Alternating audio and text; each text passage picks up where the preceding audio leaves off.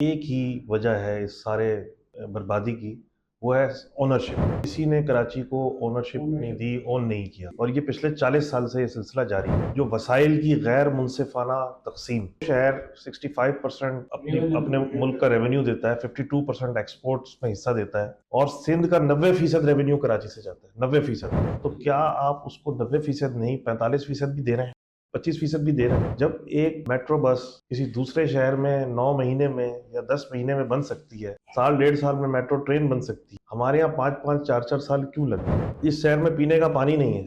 K4 میں نوجوان تھا جب میں نے سنا تھا، جوانی تھی اس وقت جب میں نے سنا تھا کہ K4 ہے، آج بوڑھا ہونے والا ہوں، K4 نہیں آیا۔ تو یہ جو ہے نا، یہ غیر منصفانہ تقسیم یہ ہے، اور یہ چیزیں جو ہے یہ ہمیں خالی شہر کی بربادی نہیں ہے، یہ کسی اور طرف لے جا رہی ہیں ہم کو۔ ہمارے ملک کی سالمیت منصفانہ تقسیم میں ہے، غیر منصفانہ تقسیم میں نہیں ہے۔